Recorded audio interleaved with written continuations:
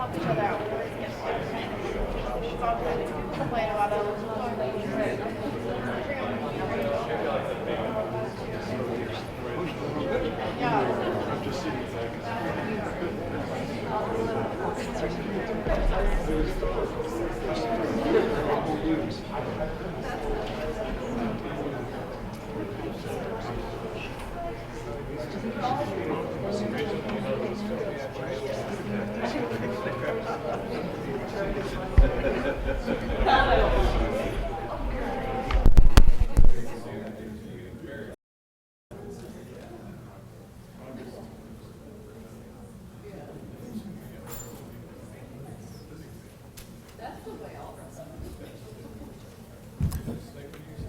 We're going to get started in a minute. Our guest is being interviewed by the television camera person, so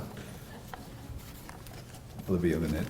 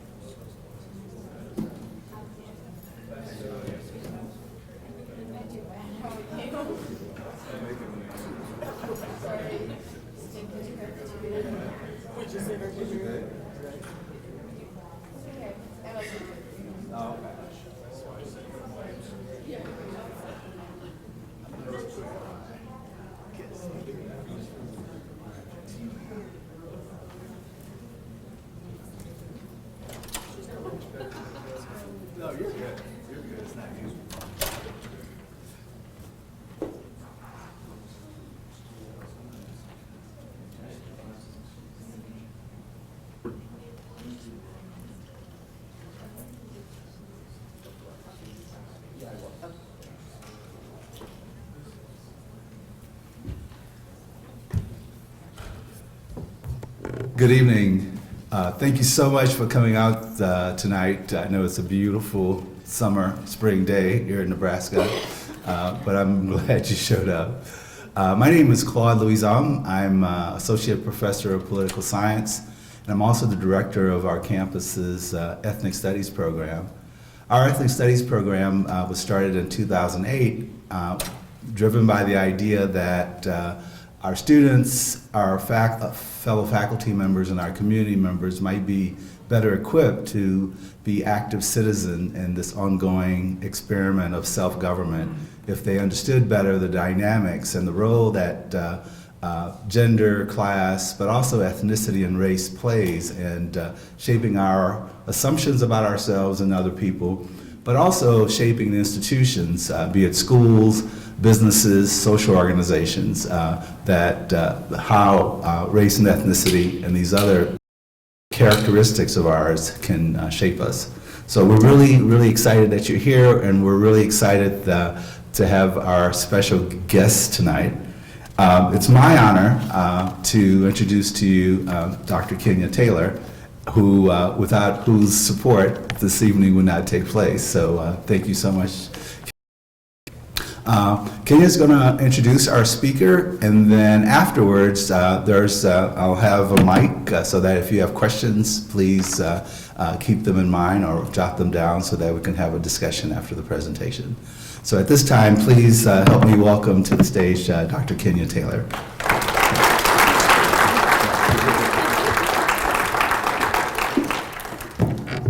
I'm very pleased this evening to introduce our speaker, Dr. Grace Elizabeth Hale. Dr. Hale is the Commonwealth Professor of American Studies, Professor of History, and the Director of the American Studies program at the University of Virginia. She received her Bachelor of Arts and Master of Arts degrees from the University of Georgia and her doctoral degree from Rutgers University. She's published numerous articles and has written for the New York Times, the Washington Post, CNN, the American Historical Review, and Southern History, just to name a few places. She is the editor of the North Carolina Press series, Studies in U.S. Culture, and is a member of the editorial board of Southern Voices, a journal of the South. She's held fellowships from the Mellon Foundation, the Gilder Lehrman Center, the Smithsonian Institution's National Museum of History, the National Humanities Center, and the Virginia Foundation for the Humanities. She has also served as an English lecturer in Japan and a Fulbright Scholar in Germany. Dr. Hale has published 2 books, Making Whiteness, The Culture of Segregation in the South, 1890 to 1940, and The Romance of an Outsider, How Middle-Class Whites Fell in Love with Rebellion. I like that title. She's currently working on 2 additional book projects. Tonight's lecture is based on her book, Making Whiteness, The Culture of Segregation in the South, 1890 to 1940. In her book, Dr. Hale analyzes how the concept of whiteness developed in Southern history. The book offers a powerful example that investigates the stories Southerners told to help them understand their society. Dr. Hale is an amazing scholar, and we are so fortunate to have her here with us tonight. Please join me in welcoming Dr. Grace Hale to UNK.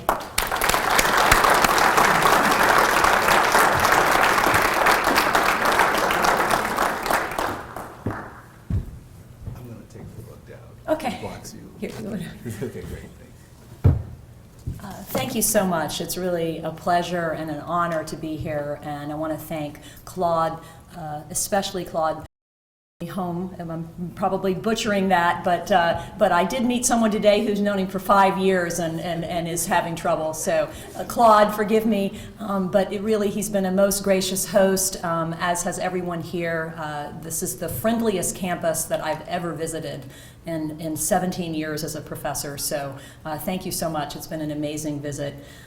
So what I want to talk to you about tonight is a little bit about some of the work that I did in my first book project, which grew out of my dissertation. And given that I don't expect everybody in the universe to be quite the history nerd that I am, I thought that we would actually start in the present. Let's start tonight with Ferguson, with Black Lives Matter, with I Can't Breathe, and how many white Americans have reacted to the not new news that the law enforcement officials are more young African American men than other young men and women. Let's start with Ta-Nehisi Coates' 2014 article in The Atlantic calling for reparations, by which he means a full accounting of our history, and I'll briefly quote him. Black nationalists have always perceived something unmentionable about America that integrationists dare not acknowledge, that white supremacy is not merely the work of hot-headed demagogues or false consciousness, but a force so fundamental to America that it is difficult to imagine the country without it. And so we must imagine a new country. Let's start with the thousands of comments on the articles, on this article, on the articles about the article, and on Nicholas Kristof's series for the New York Times this fall and early winter, When Whites Just Don't Get It. Commentators identifying themselves in social media and on comment sections after these articles frequently blame African Americans for their own problems. Probably has something to do with their unwillingness to work, one self-identified white commenter says. Quote, another one, we can't fix their problems. It's up to every black individual to stop the cycle of fatherless homes, stop the cycle of generations on welfare. Another one wrote, we all start from zero. And here's a little bit longer quote, but it really encapsulates much of what commentators are saying. Sorry, Nicholas, and she's writing to Nicholas Kristof, but I'm tired of the excuses. Slavery ended in the 1800s. Affirmative action programs have given the opportunity to get an education, be given preference in jobs, moved many black Americans into the middle class and beyond. I see them accepted and treated as equals everywhere I have worked. Yet we still have the irresponsible behavior that has perpetuated the ghetto. If blacks cannot move out of lives of poverty after all the help America, and that includes white America, has given, because that's where the money comes from to run these programs, now the fault lies with them, not with the rest of us. And then this comment, really just to sum up a lot of the mood of this commentary online, and that is again another commentator identified as white. I am tired of the race conversation.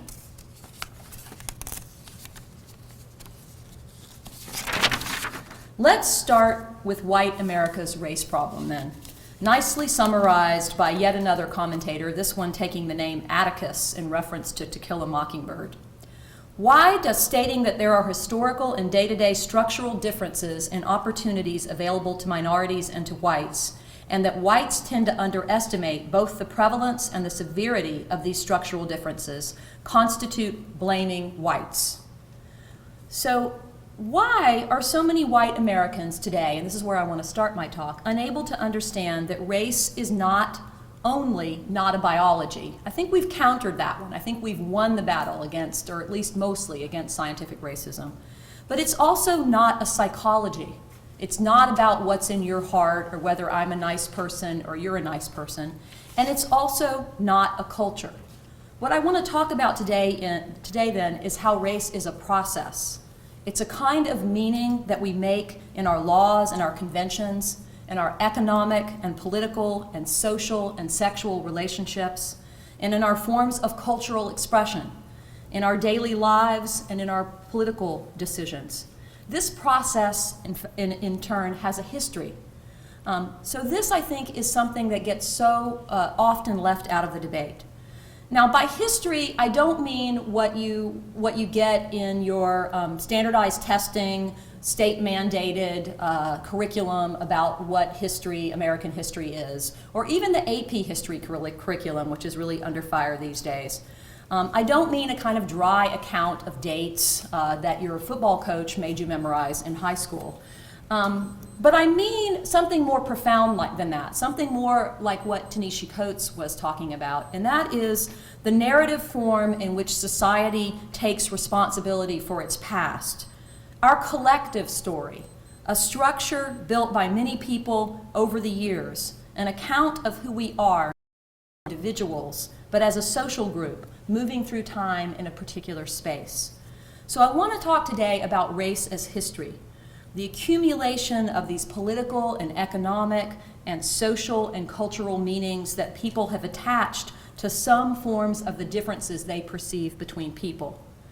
And I want us to think about how our past understandings about history also shape our present. So it's not just that we take stock of what our history is now, but what people thought our history was in the 1950s and 60s, and what people thought our history was in the 1890s and 1900s. These ideas, too, travel through time. They shape who we are today, and they still affect us.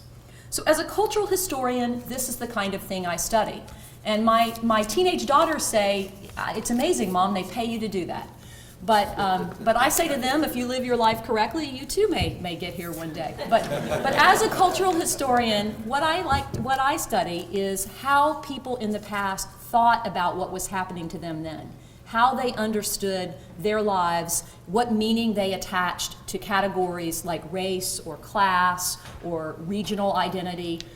Not so much what happened in those moments, but how people thought about it and understood it, how they justified their actions to themselves, how they lived with their decisions, how they justified their way of life and their worldview.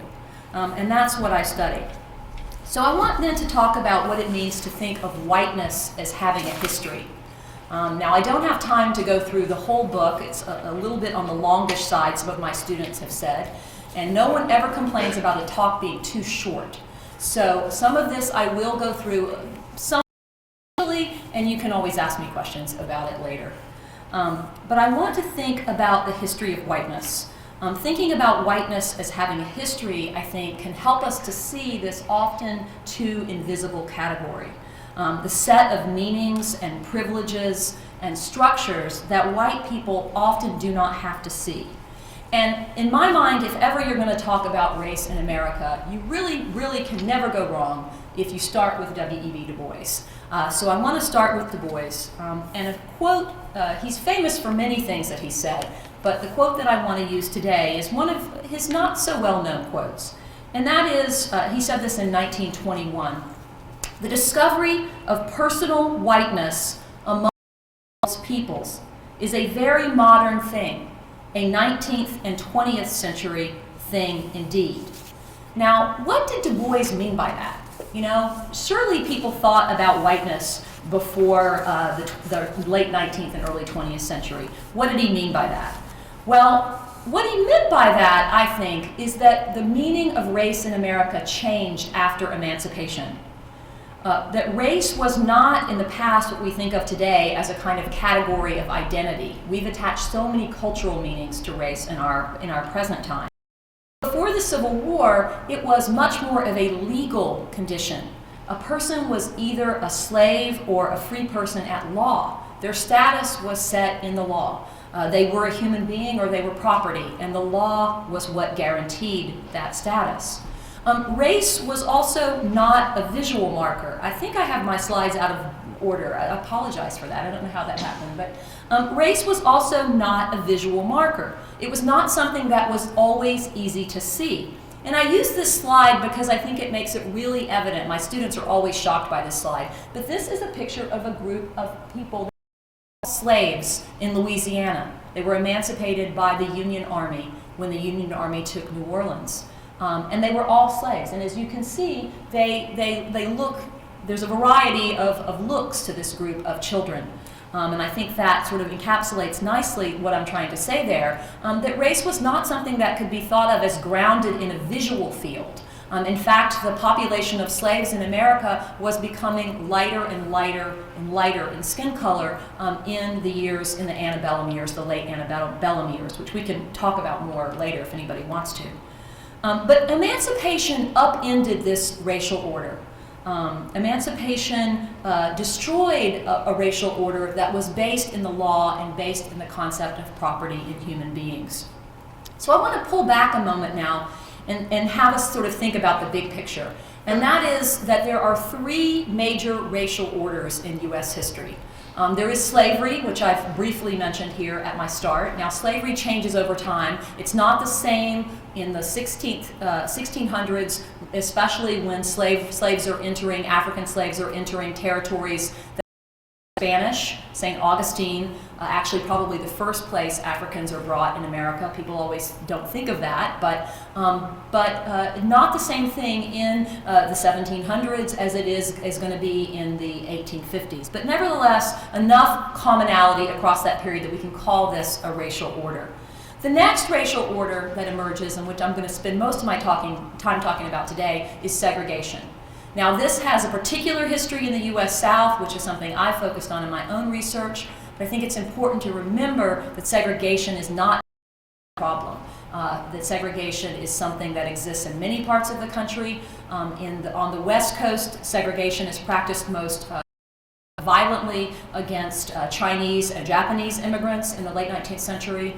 In the middle of the country, in the West, this would be a part of that area, practiced against Native Americans. In the Southwest, it's practiced against Latinos, mostly Mexicans at the time, but other Latinos too. So this is something that's bigger than the South. But segregation we can think of as the racial order that replaces slavery and lasts until the period of the mass civil rights movement. And then scholars are beginning to talk about what is our racial order today.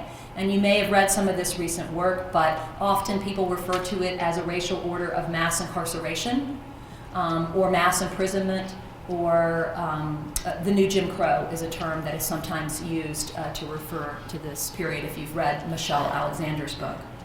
But what I want to focus on today is how, after emancipation, this old racial order is destroyed and this new racial order is built. Because some of the things that are happening there as segregation is being created are still influencing us today, still structuring the world in which we live and we make decisions and we think about events like are happening in places like Ferguson or Madison. So I want to shift our attention to what happens after. I'm a historian, I can't help it. So Reconstruction, not something that people study, I don't think, very, very well in school. It's a difficult period to cover. For purposes, just remember that the Reconstruction Amendments were passed. I got to get some politics in here for Claude. The Reconstruction Amendments, the 14th and 15th Amendments, which guaranteed the freed slaves full citizenship, the vote, and all other kinds of citizenship rights. So this legal regime that emerges from segregation, from Reconstruction, means that the old order of slavery is not going to be the anchor of how race operates in the modern world. And this becomes a problem, especially in the South, where most of the freed slaves live and stay, at least for a while, at least through the early 20th century, in the 1880s and 1890s. Despite the work of terrorist militias during and after Reconstruction, the KKK and many other groups, I like to think of this as the stubborn persistence of black voters. African Americans continued to vote in the 80s and 1890s. And again, apologies for this being a little bit off, but here we have a figure who's really firm evidence of that voting. This is George Henry White, who was a Republican congressman in North Carolina until 1901. He was not elected mostly by white people, so we have enough black people voting in this district in North Carolina to have an African American congressman representing the district through 1901. Even as white Southerners tried bribery, intimidation, violence, and economic retaliation, they could not stop African Americans, not all African Americans, from voting. Many of them persisted in voting. Another problem that emerged in the 1880s and 1890s for many people, for many white Southerners, was that despite economic discrimination and the fact that African Americans were legally prevented from getting an education in most places, it was illegal to teach slaves to read, for example. So despite a lack of educational resources and economic resources, 1880s and 1890s, for the first time, there emerged a rising black middle class in the South. And this really profoundly disturbed many white people.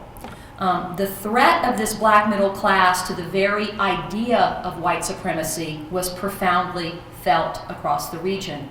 And this fear was often addressed at the figure of the well-dressed African American man or woman, in this cartoon it's a man, on a train. So I want to be clear, this group of new black middle class folks in the late 19th century, it's a small group demographically. There's not a huge number of African Americans that are rising into middle class status, but it is the fact that they exist at all and that the expanding railroad network across the region and streetcars in cities, but especially railroads, makes them visible, puts them in motion, allows them to move through spaces where people don't know them and where they might be mistaken for somebody that they're not.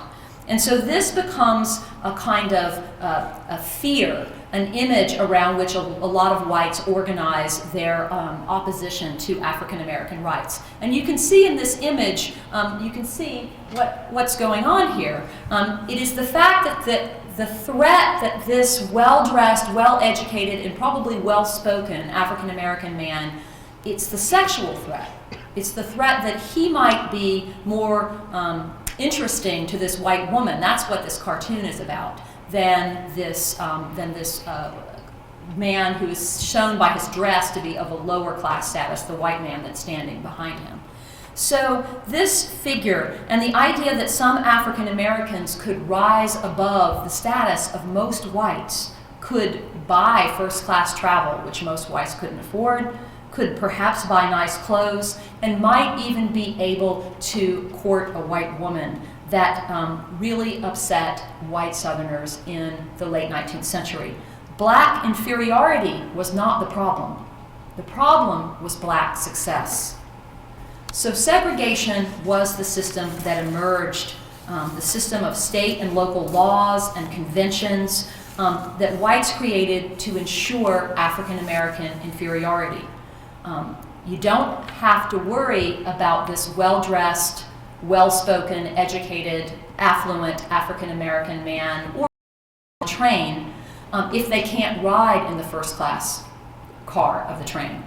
So if you can't make people be inferior, white Southerners decided to make them inhabit inferior spaces like second-class train cars. If they couldn't make people if they couldn't make people inferior, they could make them act inferior. They could make them have to perform public rituals of deference, move off the sidewalk for white, sit in a different part of any kind of public carriage, go in a back door, be served through a back window, not be allowed to enter into a space. So if you can't make them be inferior, you can make them inhabit inferior spaces, you can make them act inferior, and you can, in that way, make them sometimes look inferior as well. So what I want to stress here is that segregation makes the categories that it says it represents. It does not reflect the categories, it makes them. Segregation makes this modern new meaning of blackness for this modernizing post-emancipation South. If the difference between the races was clear, if absolute racial differences existed, there wouldn't be any need to create an entire complicated system of segregation in the late 19th, 20th centuries to keep people separated and, as importantly, to mark them, to make it clear which group of people was which. Now, this project was most difficult in the South. The ways of making these racial distinctions were the most elaborate and pervasive and expansive there because that is where the most people of color in the nation lived. Especially in the Deep South, in many places, African Americans were the majority. So making segregation was a more complicated process, making modern racial identity a more complicated process, especially in these parts of America in the Deep South. Now, in the book as a whole, which Claude, really wonderfully displayed up here, thank you, I actually tackle this process of creating segregation in different arenas of American and Southern American life. Many scholars had written before me about how segregation was created legally, how various Southern state constitutions were amended or new constitutions written in order to deprive African Americans of their vote through things like grandfather clauses and poll taxes. Other scholars had written about how these laws were created that demanded that people ride in certain places on trains or that people live in particular neighborhoods, the segregation of neighborhoods and urban spaces, the segregation of public schools. So scholars had written about all that. But outside the realm of the law, when I took up my project, scholars really weren't thinking about the other places and arenas in which whites were creating segregation and, in a sense, making modern identity. And so that's what I took up in my book. How whites started this process of making modern whiteness by rewriting history. In the aftermath of the Civil War, how they invented the story that's often called the lost cause, which was their side of the story. Now, what more can you think of in the history of written history of the world where the story about the war written by the loser gets so much power? I doubt you have a statue like this in your town, but in the center of my town, there is a statue of Robert E. Lee. Now, where in the world does the person who leads a rebellious army against the national government and is defeated get to have a statue? Not just in Charlottesville, there's many, many statues of Robert E. Lee, and become something of a national hero. He gets to live out his life as a college president, living in a beautiful place in Virginia. He's not hung for treason. These are These are shocking things if you think about it. But that building up of the Southern story, the white Southern story of the war, is really one of the first sort of planks in this creation of segregation. And I'm happy to answer more questions about that. But do think about just how odd it is that Americans from all over the nation do not think about Robert E. Lee and Stonewall Jackson. We also have a statue of him in our town, aren't we lucky? And people like Jefferson Davis. They're not thought of as traitors. They're thought of as historical figures and even at times heroes. The second part of my book project looked at how white Southerners made race in their homes. And in particular, how their interactions with African American women who worked in their homes allowed them to tell themselves this story about intimacy and love between whites and blacks. The sort of easiest way to describe that is the story of the black mammy figure. And whether she's mammying in the antebellum South or she's mammying right through the Civil War and into the Reconstruction and post-Reconstruction period, and here, of course, Gone with the Wind is a perfect example, the film as well as the book, that she loves her black children and she loves her white employers. And this image, this story, this narrative is very, very powerfully circulated among white Southerners as a way for them to describe themselves as close to African Americans, as intimate with them, as integrated with them, and in that sense not responsible for the ways in which segregation and oppression and violence happen in the larger world. It's not their fault because in their homes they live this kind of closeness. The third part of my book looked at consumer culture, how as people bought things, as the new world of advertising and consumption, name brand goods invented in this time. The most popular entertainment in America is minstrelsy and coon songs. How the spread of what we think of as popular in consumer culture really became a very powerful place in which whites worked to make racial identity. And one of the reasons why they were so concerned about segregating the shopping experience. Extremely concerned, for example, about things like who might go into a store and try on clothes. Not something you probably thought about, right? But we wouldn't want that to be sold to a white person if an African American person has tried it on. So that part of my work really looks at popular music, advertising, culture, and how that plays a role in building racial identity. And then finally, I look at the built environment, how people built segregation into their buildings, into their streets, into the maps of their cities.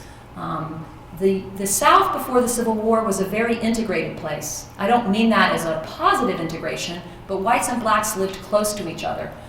Whites wanted blacks to live close to them because they worked for them in slavery and then after emancipation.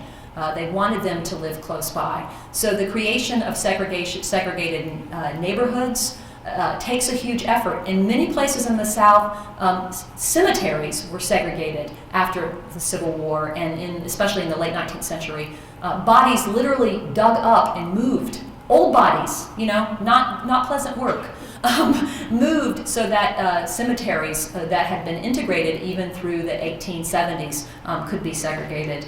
And then even more familiar, the ways that the new sort of modern buildings, railroad stations, bus stations, the new cafes and restaurants, how is built into these spaces. Hospitals, doctors' offices, having separate waiting rooms, having separate entrances. It's hard to find these traces of the built environment of segregation in the South now, but when I was growing up, you really could still see a lot of this, where the separate bathrooms had been, separate water fountains had been, etc. So I look at that. But I want to take the rest of the time that I have today to actually talk about violence. And I want to talk about violence and the role that violence played in this culture of segregation, this segregated racial order that I was talking about, because I think it most directly relates to the things that I started with, that we're dealing with as a nation in the present. Now, violence is the thing that makes the whole system work. They don't give up their rights. They don't just decide, okay, fine, I'll dig up grandma and move her over there. It's okay. I don't want to vote, it's not that important to me. Especially people who had lived through the Civil War and Reconstruction. I mean, they were reuniting their families, they were getting the education, they were founding their own churches, they were running around everywhere. Just imagine, you can be mobile for the first time. You can go down the road and visit somebody. Nobody can tell you where you can go. They were seizing their freedom. Violence is what undergirded, the threat of violence and actual acts of violence is what made this segregated order work. And that's what the civil rights movement confronted. If you've been watching the news at all, you cannot have helped but seen footage of Selma in 1965, this past weekend. So I want to talk about violence. And since we're in Nebraska, I thought I'd start with the Omaha race riot. Now, let's see. I added a couple of pictures of segregated water fountains. I'm always interested in what becomes an iconic image of something. And train travel in the area of lithographs, you see a lot of images about integration and racial confusion on trains in the 18th example. And when you get into the 20th century, in the 1940s and 50s, for some reason, people are very attuned to these images of water fountains. So I thought I'd show you a couple of those. They become kind of emblematic of the material difference, right? I mean, you can see what I was talking about earlier here. One group of people gets to use this nice, modern water fountain that cools the water, and this is taken in Albany, Georgia. Now, I don't know if you've ever been in Albany, Georgia, but it's one of the hottest places on the planet in the summer, and this picture was taken in the summer. So you could have nice, cool water from this modern machine that's plugged in, or you can drink the tepid backwash out of the shallow bowl over to the side. And so through these kinds of signifying of race in people's daily lives, in the built environment, it's a really powerful part of how this system worked. Okay, so back to violence, but I wanted to show you the segregated water fountains. Here's one more picture of segregation before we get to the violence. This picture is really one of my all-time favorite images. I remember the day sitting on the floor of the Library of Congress. You know, I'm old, and so you couldn't look at those pictures online back then. We didn't have online. So you literally had to go to the Library of Congress, and they had these giant file cabinets, right? And you know, I was a nerdy grad student, so this was fun for me. And I would just pull out these big drawers, and you literally could look at the actual prints, you know, actual pictures, which is pretty exciting. But I remember the day I discovered this picture, and this to me is so amazing because it's a picture of segregation in operation. And I don't know if you can see it very clearly, but there's a white woman with a baby walking down the street, and you can literally see two young black men ducking and moving to get out of her way, to give her the sidewalk, because she would have full rights to the sidewalk. They were in danger of being in trouble, especially if this white man hadn't been so busy looking at Marion Post Wolcott, and perhaps because she was a white woman photographer working for the FSA at the time, and an attractive woman. You know, maybe that's why his attention is elsewhere, right? But they might have well been in trouble had he been looking their way. The other thing I like about this image is it shows us that this is a modernizing region. Okay, this advertisement painted on the wall looks quaint to us today, and I noticed some beautiful advertisements like that still faded on the sides of buildings in Omaha when we came in there yesterday. But this is cutting edge advertising in the 1930s. You know, this is like having your ad, your Zappos ad on Facebook. You know, this is the advertising is at the time. So this is the modern South, and this is segregation going on there. So I just wanted to show you that picture, and I'll leave it up while I start talking about violence. Now, some of you may well know more about the Omaha race riot than I do, but I want to start there talking about violence because that happened here. And I think it's important for us to remember always, as I'm often talking about the South, that these things don't stay limited to a certain region.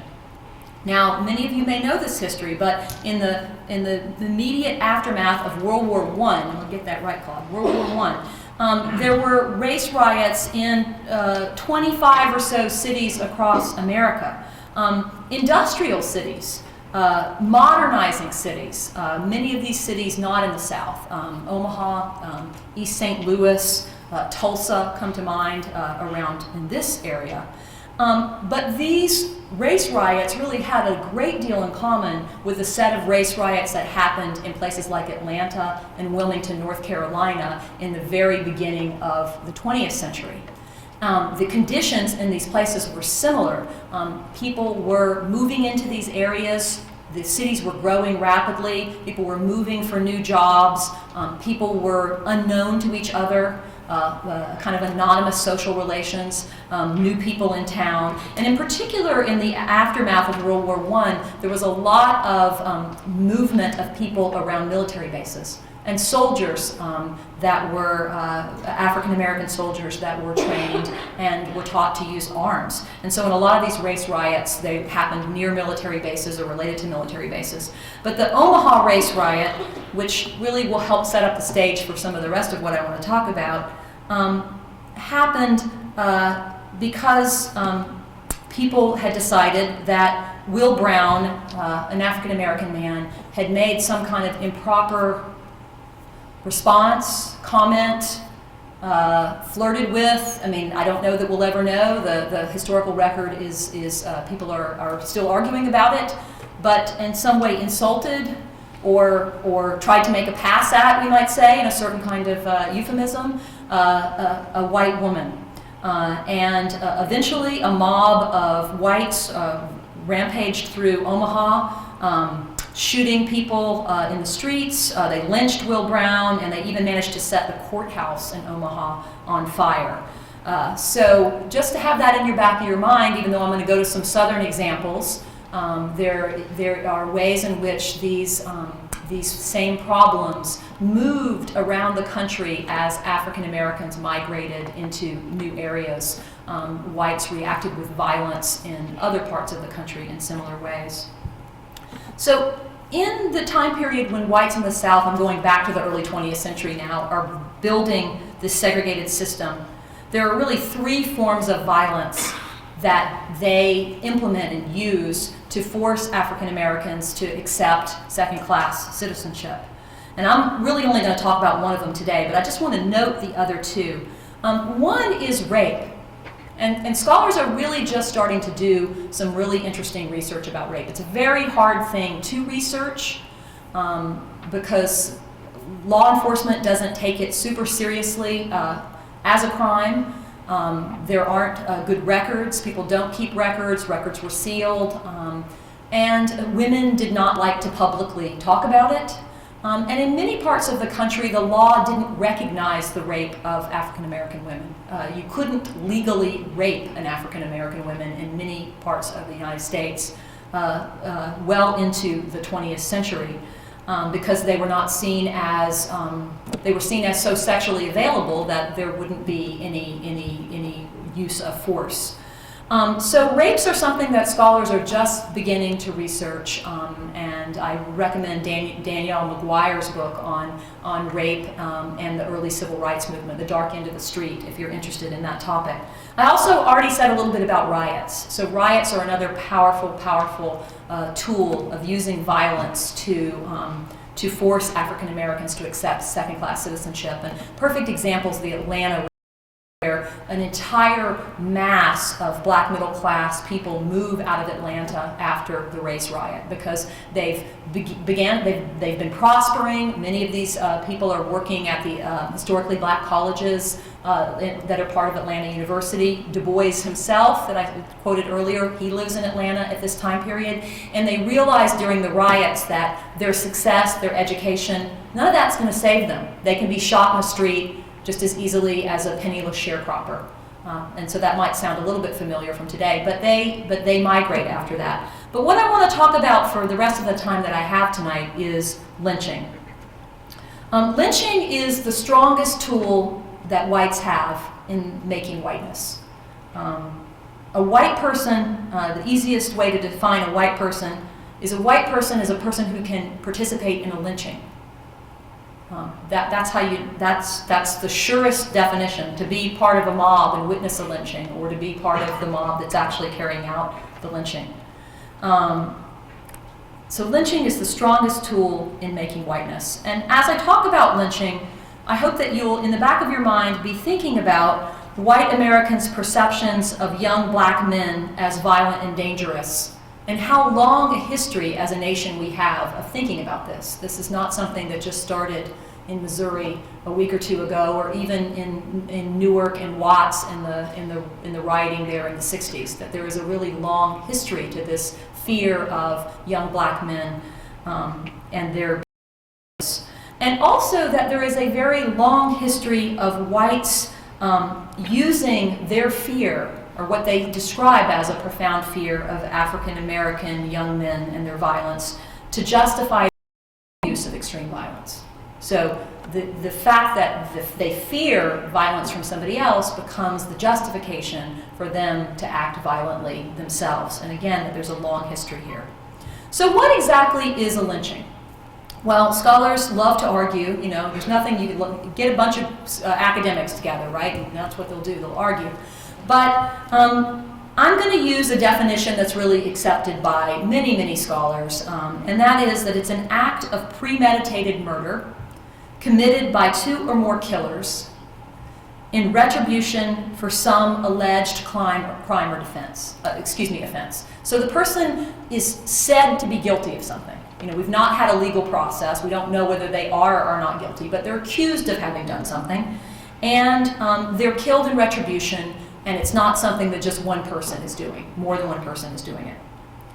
Now, lynching really performed many powerful functions in the late 19th and 20th century South. And it was mostly practiced by whites against blacks. Now, there are powerful counterexamples.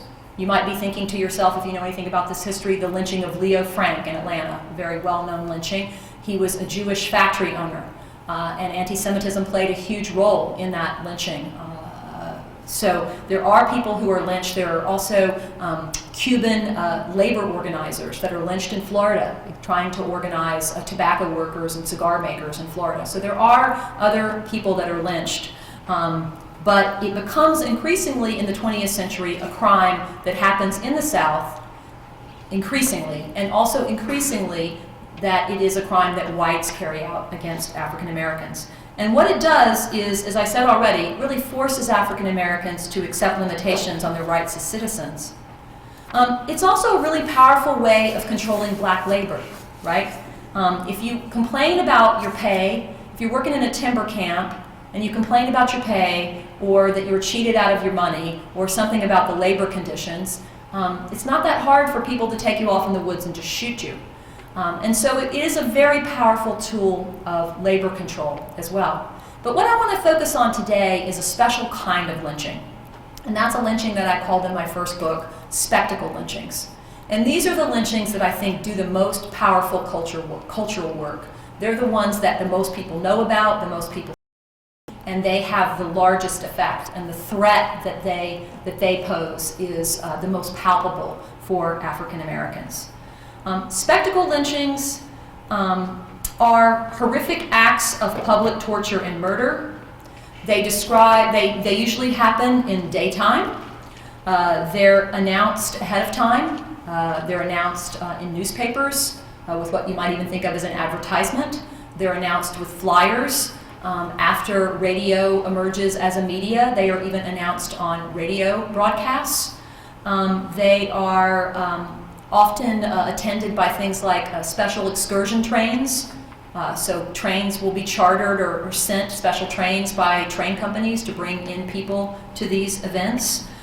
They are scheduled so that they can draw big crowds. They happen on a Saturday, or a very common time for lynching, a spectacle lynching, is Sunday after church gets out. So you can think about the contradictions there. But they are presented as a kind of public event. Lynching in these moments becomes, as I suggested, the ultimate marker of racial difference. A white person is a person who can be there, enjoying the spectacle or participating in it. And increasingly, an African American person is a person who can be lynched. So what this lynching violence did, and especially spectacle lynching, was make it clear that despite segregation, no space was really black space. Okay, I mean, supposedly segregation is about white space over here and black space over there. And of course, we have the famous Plessy v. Ferguson decision that says separate but equal is okay. Now we know the spaces aren't equal. They don't try to make them equal. The idea is to make them unequal. But the idea that segregation could give African Americans some security is a powerful one. Blacks seek out their own churches. They move away from the big house after emancipation so that they can be away from the family of the white people that they used to work for. There is a sense that having their own space in the world can be a place of empowerment.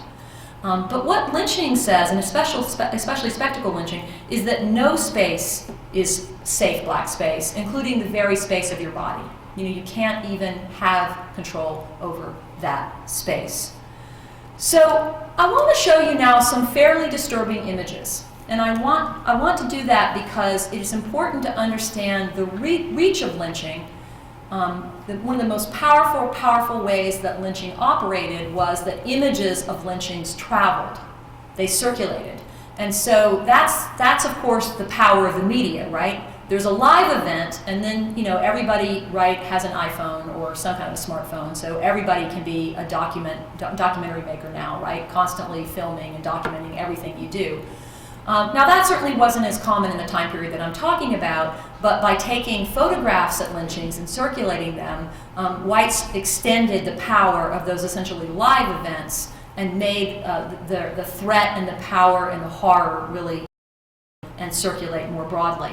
So as we look at these lynching photographs, and again I'm giving you warning here that I'm about to show some pretty disturbing images, think about the multiple audiences involved. Okay, so there's the audience that's in the image. So some of these images are going to show us an audience, are going to show us that big crowd turned out for this really horrific act of public torture. But there's also the audience outside the lynching, the people who would buy the photograph, the people whose friends would show them the photograph, the people whose relatives might give them the photograph. And then I want us to think about the fact that we're an audience today, right? We're going to look at these images, and what does it mean for us to be looking at these images today? I want to start with this is a very odd lynching image. And I want to start with it because of that. And I think it really helps us to see just how interwoven all of these sort of multiple grounds of making whiteness are. Because this is a lynch mob victim dressed up like a minstrel show character. And there's something just profoundly disturbing about that to me. His face has been painted. He's being propped up here to evoke a character from a minstrel show. So I think that is a really powerful sort of image of how whites are really determined, however a black person actually is in the world, they're determined to make them into the image they have of them. And this is a literal example of that. But the main lynching that I want to focus on, and this is a disturbing image, and I apologize for that, but I feel it's necessary to actually look at it and talk about it. This is the lynching of Jesse Washington in Waco, Texas. This might be the most infamous spectacle lynching of the entire period. Washington allegedly killed a young white woman named Lucy Fryer, a young married woman who he supposedly surprised her in her home in the country outside of Waco and killed her with one blow to the head, some people say with an axe. And supposedly he worked for her husband, and that he premeditated this murder, and that he ravaged or sexually violated her corpse. That was the story that the white newspapers spread. Now, this particular lynching was extremely well publicized. It was announced ahead of time in the papers. This is one of those lynchings that had the special trains coming in from all over. Waco was at that time a bustling, modernizing city in the South. Had many churches, many railroad lines, many businesses. It was really prospering. And this event was one of those events held on Sunday. Now, the difference about this particular lynching, though, and what I think makes it interesting historically, is that a new organization had been created in the world right before this lynching happened in 1916, and that was the National Association for the Advancement of Colored People. And the NAACP strategically brilliant organization from its earliest days. W.E.B. Du Bois was one of the founders that I showed you earlier. They sent undercover investigators to investigate these mass lynchings when they began to happen after the organization was founded. So in this case, they sent a young white woman named Elizabeth Freeman to Waco to investigate this lynching. Now, what I love about this story is that she posed as a woman's suffrage organizer. Now, don't you just think that is one of those wonderful details in history? And that was because then people would think it was okay that she was behaving oddly, that she was being very strange and asking questions and going all over town and talking to different people. And that would be completely understandable if she was a crazy, wacky women's suffrage organizer. So that was her cover story, and it held up for her pretty well. And she wrote up a very thorough report, which ended up in the NAACP's files. She literally talked to many eyewitnesses to the lynching, got them to describe literally moment by moment what happened, and that's all in the report. But really powerfully, she got the photographs. She was able to buy the photographs from the photographer. As she wrote in her report, it was a cooked business between the mayor and himself, and by that she meant Gildersleeve, the photographer. Cooked business between the mayor and himself. The getting of the pictures was a certain amount of rake-off. And what she meant by that was that the mayor had let the photographer into the courthouse, had let him know the right time to be there. They'd let him into the building. He'd set up his camera, and he was giving them a kickback for that. So she managed to purchase a full set of the photographs that Gildersleeve took of this lynching that then became part of the NAACP records. But the photographer was no dummy. He thought something was odd about her, and he charged her 10 times the going local price, so at which she paid. So it's very rare to see an image showing this kind of detail of a lynching. I show these images, though, because I think they really powerfully give you a sense of what these events were like. You can see that there is a huge crowd here. You can see that these are people that are mostly pretty well dressed. People don't work on farms in white shirts. This is what you call your going to town clothes, your church clothes, as my grandparents used to call them.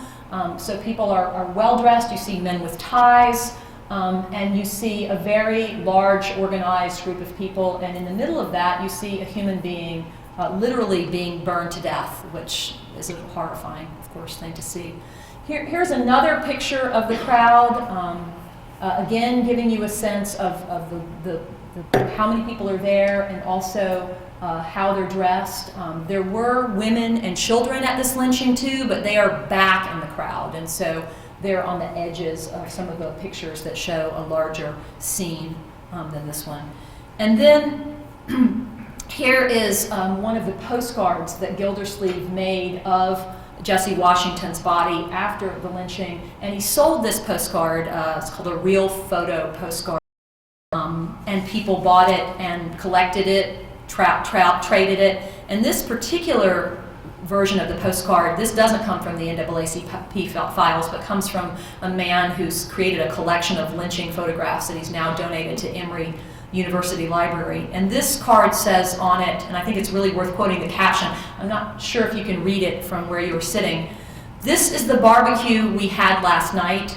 My picture is to the left with a cross over it, your son Joe."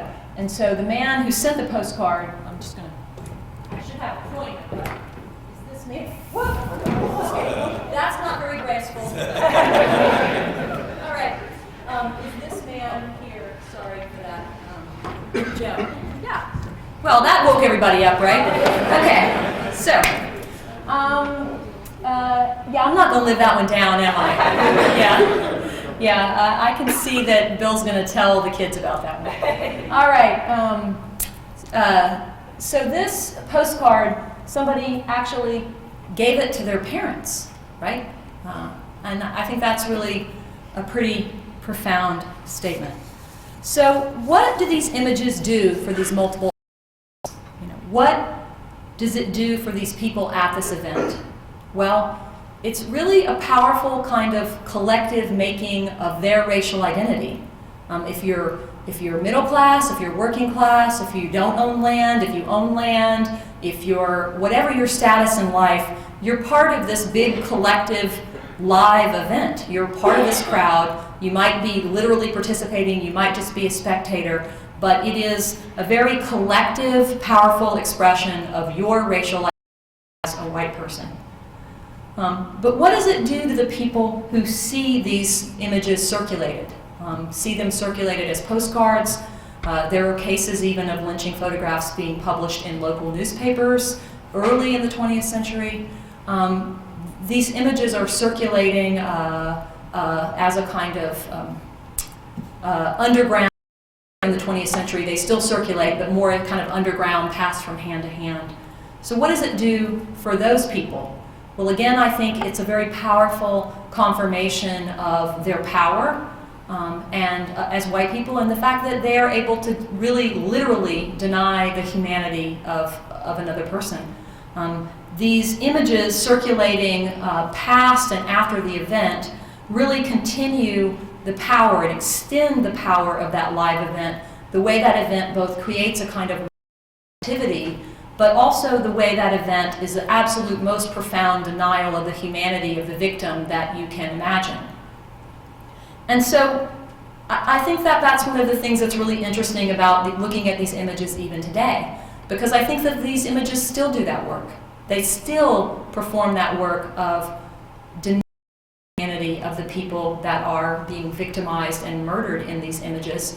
And I think as a historian, at least, I always wonder, should I show them or not, right? Is it perpetuating the act of white supremacy of the event that generated the images for us to look at them today, to circulate them? Does it still do that kind of work?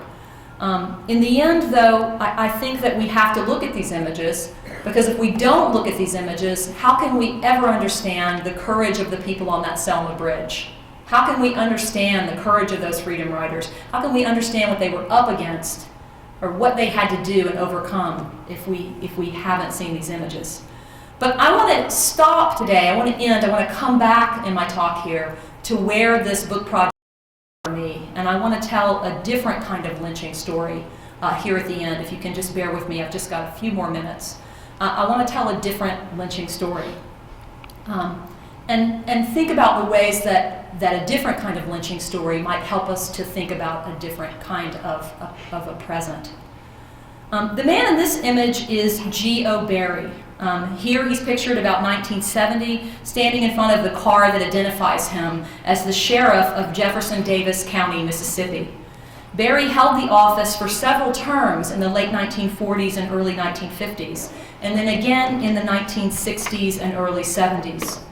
On August 1st, 1947, Berry was the sheriff when a man, the local paper in the town was called Prentice, described as, quote, local Negro Versi Johnson, allegedly attacked a young pregnant white woman, the wife of a renter or sharecropper on a farm outside of the town of Prentice. About 9 in the morning, according to the paper, the black man appeared at the white woman's home and asked for a match. He then threatened her with a, quote, heavy iron bar and forced her to go with him into the woods nearby, where he allegedly raped her. After the attack, the woman claimed that she walked 2 miles to town and found her husband, who was in town on business. Then the husband took her to see Sheriff Berry. Berry and the other officers, his arrested Johnson after the woman identified him. So they placed him in the jail, and large crowds began to gather. Now remember, this is 1947. So those large crowds gathered, and the newspapers reports, quote, that Berry said there was, quote, never any danger of a lynching. Although local people that were there suggest that that was really not what happened. Oral history evidence suggests that local white men came to the jail that night determined to take Johnson out of jail and lynch him. Again, this is 1947. Berry stood on the steps of the jail with his gun and called out to the men that were there that he wasn't going to let them enter his jail, and that if he had to, he would shoot them. And he also said from those steps that the same laws apply to everyone in this country, he argued, and you're not going to take a prisoner out of my jail. So eventually the crowd dispersed and a lynching, at least at that moment, did not occur. Barry went home to his family, and his greatest concern at that point was his worry. Mississippi had a mobile electric chair in that time period, and they moved the electric chair literally around to each locality. And so if they were going to execute Versi Johnson, they were going to bring the chair to Jeff Davis County, and Geo Berry was going to have to flip the switch. So that was his biggest concern at the time.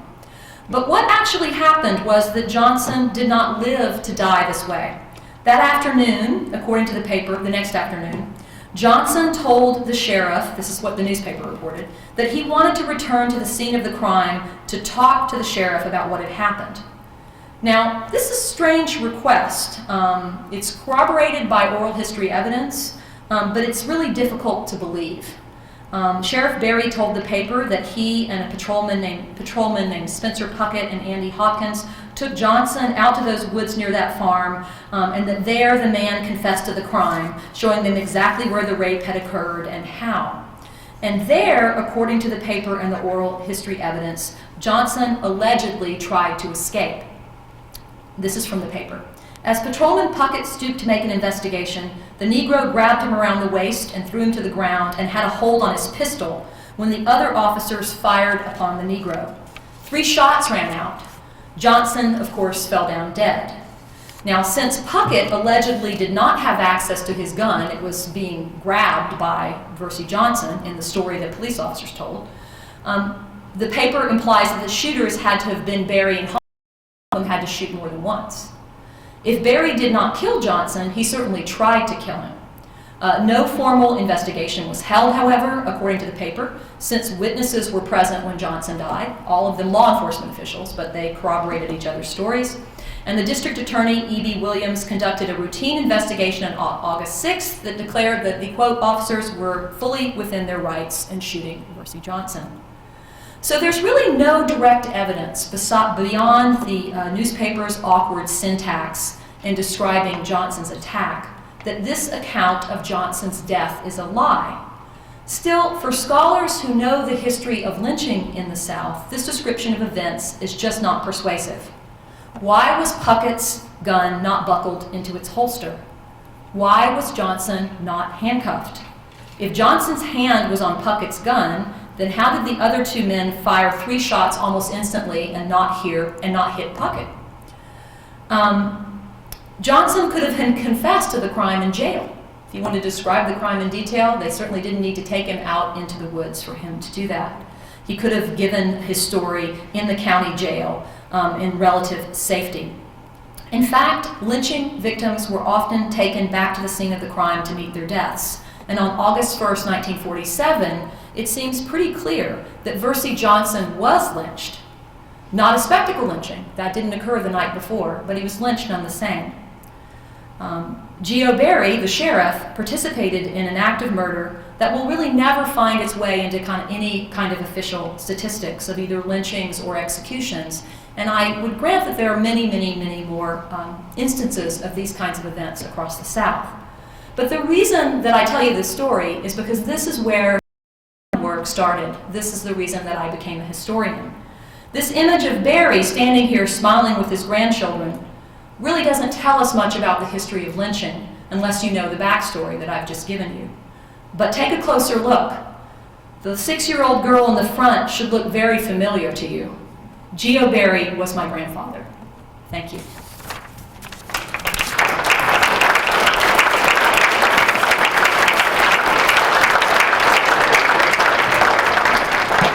So, questions?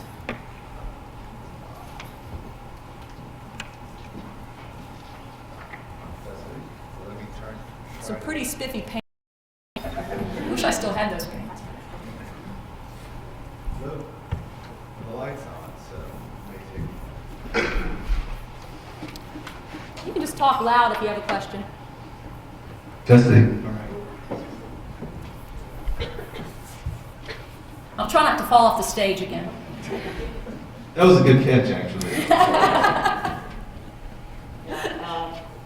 Most interesting talk. At the same time, I've researched this area most of my adult life. And when you study things like the Holocaust and apartheid and what's been going on for centuries in this country, and we become horrified, and then we kind of gloss over that and move on. Now we see the horrific things that ISIS is portraying, and talk about the gentleman from Washington was Yes. burned, and then you think about the pilot who was put in a cage and burned by ISIS. Right. And more and more it seems like as human beings we lack something really morally and horrifically efficient, Yeah. you know, in survival. You know, it's just the idea that we're sitting in this room right now and we're discussing these things, and it's so god-awful horrific. Right.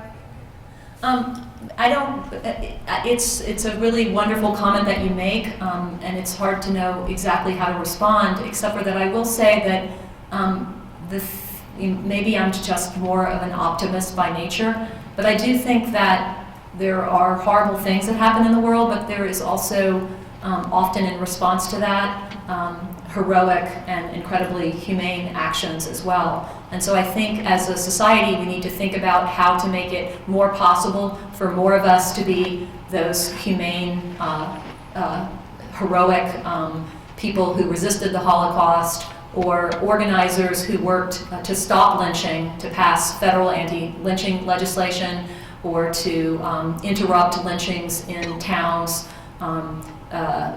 Groups, for example, by the 1930s, there were groups of white housewives in small towns across the South that actually would go to sheriff's offices and jails and sort of camp out there to try to prevent lynchings, in part by sort of their status as educated middle-class women, to prevent that kind of violence. So I think that as someone who needs to get up every day and be inspired to go out into the world and try to make it a better place, I agree with you that there have been many horrific acts in history and even today, but I think that we also have to think about just how much other people have worked to resist those horrific acts, or to establish different ways of living, to create different kinds of societies. So that's nothing I can really say totally to your point, which is really profound and is true. Were African American women lynched regularly? Um, And also, was rape the preferred form of violence against women, and why? Rape was the most common form of violence against women. I think I wouldn't use the word preferred, but the most common act of violence against women. It probably still is today. I mean, it's certainly not something that's just limited to any particular group of people. If you were watching the news at all this fall, you probably heard a little bit about our own University of Virginia and our travails this fall, and how one of our undergraduates was murdered, and also the story that was released in the Rolling Stone about sexual violence on our campus. So, I think rape is still, a very, very widespread practice, right? But that was very commonly used against African American women, and in part it was a holdover from slavery, where white men really had pretty open, free access to slave women who really could not say no.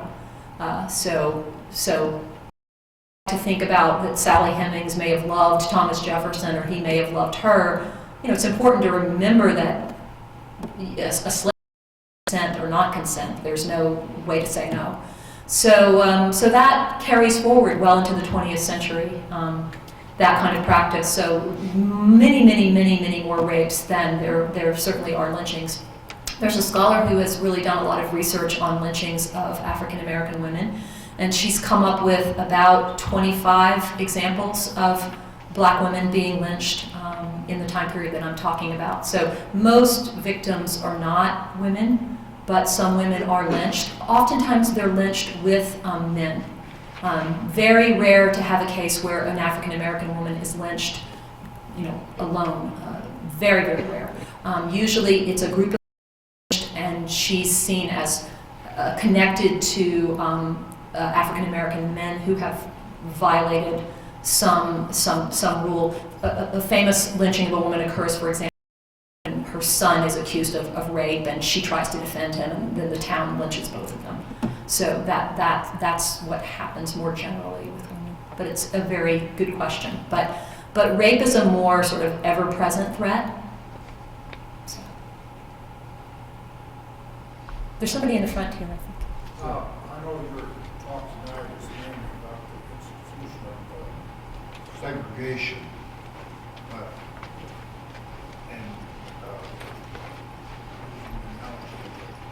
example of lynching in the South. But one thing I think a lot of things today that relate to the black-white relationship apply to a lot of groups besides black people. I mean, there's lynchings right here in Nebraska. If you got caught in a cattle hustle, you were lynched. Right. Right. Right. I'm not so.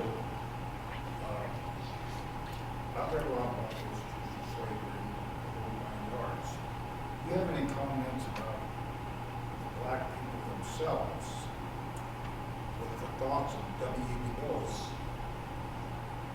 What he thought of when he freed the slaves. I mean, he's not the most popular person, historically black person, from an intellectual point of view. And even today, inside the black community, I think there's a real strong case of denial of their own participation in the days of slavery. And, blacks abusing blacks, that, like today, we have that one social club I can think of off my head, Jack and Jill Club, I'm sure you're familiar with that. And there's one other one that the upper class of the top 10% of W.E.B. Du Bois made comment to, and it wasn't out too popular at the time, and still isn't in the leading spokesman in the black community. Well, there's so much in what you're saying that it's hard for me to know where to start. But I'll start with Du Bois, who was a figure who lived a very, very long time and went through many sort of periods in his life. And I think it's really inspiring for somebody to be an intellectual their whole life and to continually rethink his positions. He certainly started in a position of being supportive of the idea of a kind of he called it the talented tenth. Educated African Americans providing leadership for the race. This was a common idea at the turn of the century, and in that way he allied himself with people like Booker T. Washington, who was the most powerful black man in America after Frederick Douglass, who was famous for writing his narrative of escape from slavery and a famous abolitionist. After he died, Washington became sort of the de facto sort of most powerful African American man in the country. So Du Bois really started with that kind of what we might think of today as a fairly classist perspective, right? A kind of idea of a politics of respectability and a black elite that would lead African Americans forward into the future. The time period that he worked as a scholar and also as an activist. How he had time to do all the stuff he did is really beyond me. It makes me feel like I don't accomplish anything. He wrote poetry, he wrote novels, he edited the Crisis magazine for the NAACP, he helped run the NAACP for years, he was a full-time college professor at Atlanta University and other places. He got a PhD along the way somewhere. His novels really stink, but other than that, the man is really a jack of all trades. And so really many times in his long history, he was actually very much respected by many African American leaders. So I would really push back against your point that he wasn't popular. At different times in his life, he was profoundly popular and respected as probably the foremost African American intellectual for much of his life, an activist. I mean, at the end of his life, he moved to Ghana. He had become a Marxist during the Depression, seeing the collapse of the economy and the suffering of African Americans. And that wasn't particularly popular with some of his former middle-class African American allies when he became a Marxist.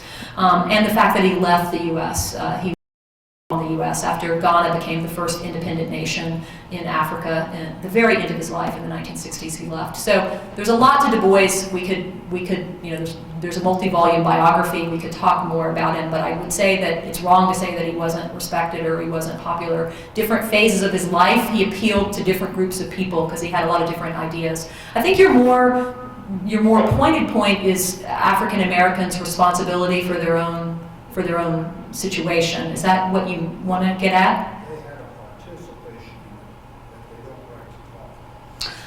like to talk.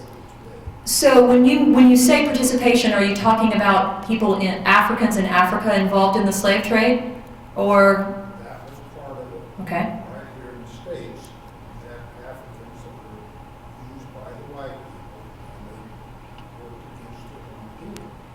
Well, and you also had some African Americans who actually owned slaves, which is another part of that history. In the early period of slavery, that doesn't. Some Native Americans, for example, owned slaves. So there is a complicated story there.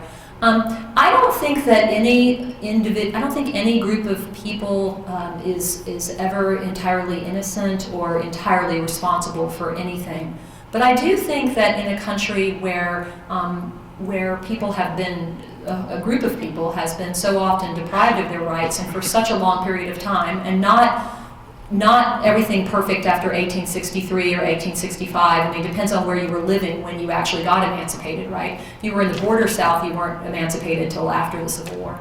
So I think that it's really problematic for our starting point to be what Black people's responsibility for their own plight is in a situation of such a demonstrated, massive centuries of discrimination and of not allowing people the full humanity to live their full humanity.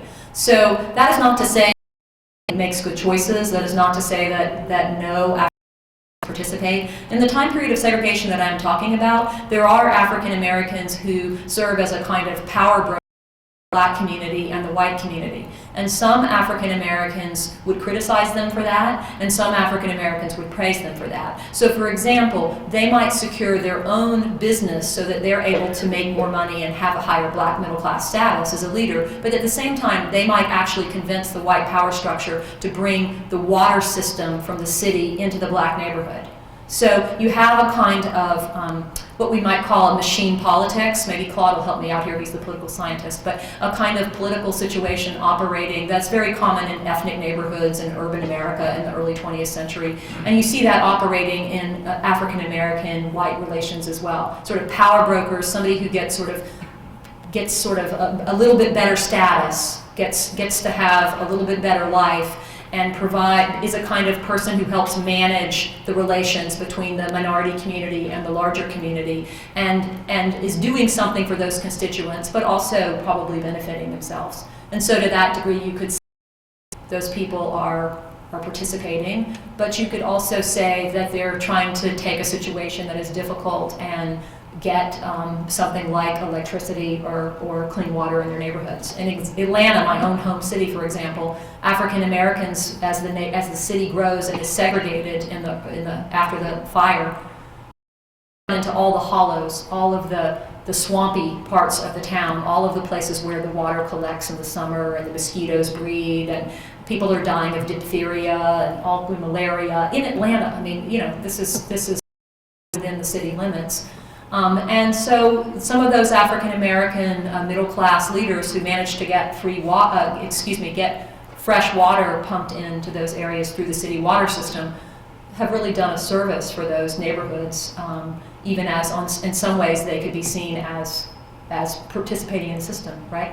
So I think it's complicated, but I think that as a nation that prides itself on opportunity and equality, we have to actually think about creating structures and working to create situations we support the greatest equality, and where we create situations where individuals who make bad choices can't do as much damage, and where there aren't as many opportunities for people to do bad things, and where we encourage humanity against the inhumanity that the woman here in the back was powerfully mentioning. So in no way do I think this is about, what I was trying to start with by saying we need to think about this as a history is in America we want to talk about everything as an individual thing, as something that one person does to another person, or how somebody feels about something versus how somebody else feels about it. And that's a really powerful part of who we are, our faith and individualism. But I think that we have to actually think outside of individualism to really tackle problems like racial inequality and the persistent belief in the violent danger that black men present, and the fact that people are shooting them unarmed in the streets today. To solve a problem like that, we can't really think about what each individual thinks or doesn't think. We have to think of structures that allow that to happen, and the way that we set up our local government and our state government and our federal government and our society that allows people to do that. Right? So I think, your individual choices certainly matter, but some people pay for their choices so much more than others, right? Some people pay for those bad decisions, or they're in the wrong place at the wrong time in ways that others don't, and that's what we need to work on as a group. Somebody's always going to make a bad choice or behave in a way that's not acceptable. I think that's probably always going to happen in human life. We have one more question over here. Yeah. Actually, I have 3 questions. My first question is, there's a poem by Kipling. It's called The White Man's Burden. Yeah. And I was just wondering, with how much of American slavery resonates with that poem, as in like the white man leading all of the world, sort of like having to save the world kind of a deal. Because much of the slavery has to do with the fact that they didn't have faith in black people, and apart from the oppression. That is. Another question is about like people like Al Sharpton and sort of like pulling the dough and saying that I've done a lot for my community and stuff like that, but actually doing nothing. Third question is, why is William Lloyd Garrison and people like, why are those kind of people not in the picture? Like when it comes to political equality and stuff like that. It's like I'm not from this country, but I've never seen anyone actually mention Garrison or say he did a good job or something like that. No mention of it. Well, you haven't hung out with 19th century American historians where Garrison is a hero, so maybe you just need to change your crowd on that. Abolitionism is one of the most in 19th century history. When history decides that something in the past that was radical and fringe and extremist at the time is later proved to be what we've all come to a consensus about. And frankly, it seems to me that this nation has, at long last, reached a consensus about the slavery, the evils. As far as I know, all the states have now formally adopted the Reconstruction Amendment, so they've been in effect for years. Many states have abolished slavery. For example, there's been official kind of action. So there is a kind of consensus on that, on the evils of slavery. So scholars and lay people, the history of those who seem to see the future, who seem to be the ones who could see ahead and see past the conditions of their own time. I mean, I always tell my students to be humble, because there are things that we are doing that the next generation of people are going to look at us and say, how could you ever have accepted that? How could you have lived with that? How could you have thought it was okay for a person to have to suffer in that way? And we live with it every day and don't think about it. So the abolitionists, I didn't mention them today because I was focusing on the period after the Civil War. But they're well studied and celebrated, at least among historians. So I know it's a weird crowd to hang out with. Your other points were about, you had 2 other points. Kipling's poem. I mean, I think, that's, Kipling, that work comes out of really a tradition of European imperialism, and the idea that European nations, as the sort of pinnacle of civilization, were helping the world by going into places like India, what is today Pakistan, the Middle East, parts of Africa, and colonizing and setting up governments and taking control of those territories. Us, of course, really, this is something we really don't like to talk about. I mean, we don't like to talk about slavery, but we really don't like to talk about our imperialism in the Spanish-American War in the 1890s when we took over the Philippines, we took over Puerto Rico. We acquired our own. Hawaii was a little bit different story, but similar thing. So there's a really interesting way in which that kind of imperial moment and that post-emancipation creation of almost a kind of caste system at home that's going on in the South. There are ways in which that's kind of there are global commonalities, there's transnational commonalities. And that actually helps people to justify their behavior, because most people want to think of themselves as behaving morally, behaving in a rational way that the world accepts. And most people, at least in the late 19th century, wanted to see themselves as part of the future. It wasn't a common thing to be sort of nostalgic and decide you didn't want to go into the future and be anti-modern. Most people were really embracing the modern. So the fact that the leading world power is Great Britain, and that they actually have their own sort of system, actually helps white Southerners and other white Americans who are creating segregation against Chinese and Japanese, for example, in California, to see themselves as part of the modern, powerful. That's really quite powerful at the time, and helping people to convince themselves that what they're doing is okay. You had some other question, I'm sorry. Yeah, the other part, I don't know if it relates to your talk so much, it was about Al Sharpton, so. Al Sharpton, bizarrely enough, I don't know that much about Al Sharpton, but I just saw him on he's got a program. Yeah, I didn't even know that, so I just saw that today.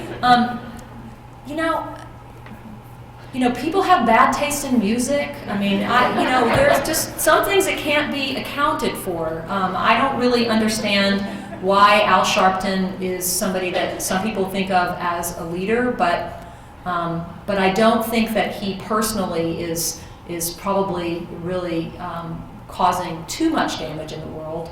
He certainly had his moments back in the 80s, but maybe you and I can talk about Al Sharpton afterward. I've kind of really lost track of him since the what was her name, Brawley incident back in the 80s. I really thought he disappeared, and then just really like 5 minutes before I came over here, I saw him on NBC, MSNBC. Yeah. So I Well, don't know. What can I say? I'm going to ask you to join me in thanking Dr. Hale for